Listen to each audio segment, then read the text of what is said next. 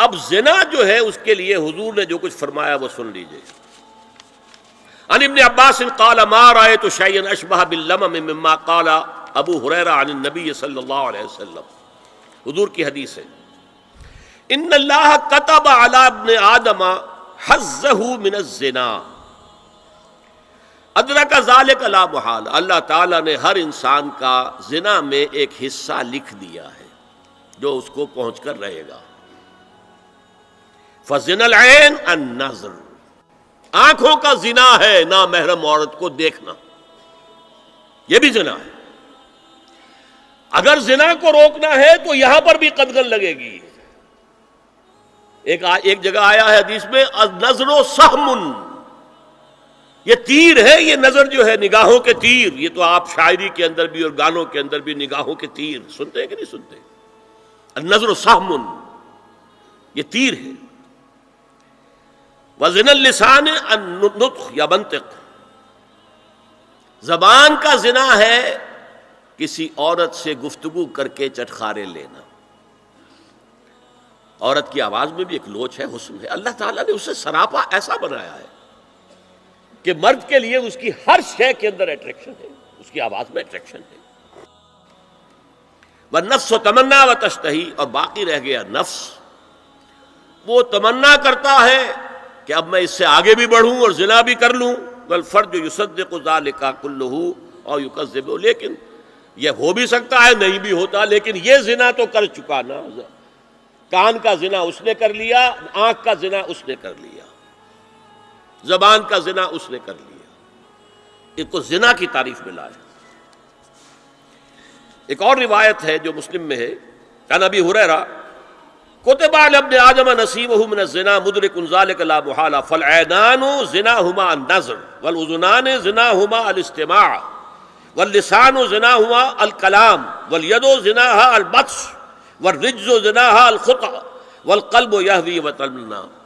یہ زبان کا بھی زنا ہو رہا ہے، کان کا بھی زنا ہو رہا ہے، ہاتھ کا بھی ہو رہا ہے، کہیں لمس کیا ہے عورت کے جسم کو، ہاتھ ملایا ہے اس سے، اور چل کر کہیں جا رہا ہے دیکھنے کے لیے، یہ پاؤں کا زنا ہو رہا ہے. یہ ہے زنا کی شکلیں جو محمد الرسول اللہ صلی اللہ علیہ وسلم نے بیان کی ہے. تو زنا کا روک تھام، زنا کی جو ہمارے معاشرتی اہداف کے اندر بہت اہم ہے، بہت اہم ہے، بہت اہم، ورنہ معاشرہ ٹوٹ پھوٹ کا شکار ہو جائے گا. میاں بیوی میں اعتماد نہیں ہے، بے اعتمادی کی فضا میں اولاد جو پلے گی اس کی منفی نفسیات ہوں گی، کبھی مثبت نفسیات نہیں ہو سکتی.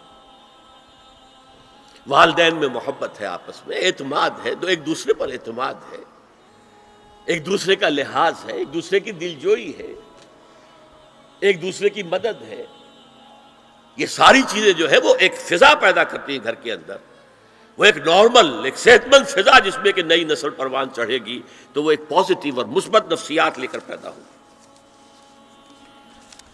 اچھا، اور دیکھیے اس میں کیا کیا کچھ حضور کی طرف سے آئے ہیں. حضرت جابر ابن عبداللہ فرماتے ہیں من کان یؤمن باللہ والیوم الآخر فلا یخلون بامرأۃ لیس معها ذو محرم فإن ثالثہما الشیطان. رواہ احمد. دیکھو، جو شخص بھی اللہ پر اور یوم آخر پر ایمان رکھتا ہو وہ کبھی کسی اجنبی عورت کے ساتھ خلوت میں نہ رہے، ملاقات نہ کرے جس کے ساتھ کہ اس کا کوئی محرم شامل نہ ہو. کوئی عورت آئی ہے آپ سے مسئلہ پوچھنے کے لیے، اس کا باپ، اس کا بیٹا، اس کا بھائی، اس کا شوہر ساتھ ہونا چاہیے، اکیلے نہیں. اس لیے کہ ثالثہما الشیطان. جہاں یہ ایک مرد اور ایک عورت جو ایک دوسرے کے لیے نامحرم ہے، جب ملیں گے تیسرا وہاں شیطان موجود ہوگا. اسی طرح حضرت ابن عباس کی روایت ہے لا یخلون رجل بامرأۃ الا ومعها ذو محرم ولا تسافر المرأة الا مع ذی محرم.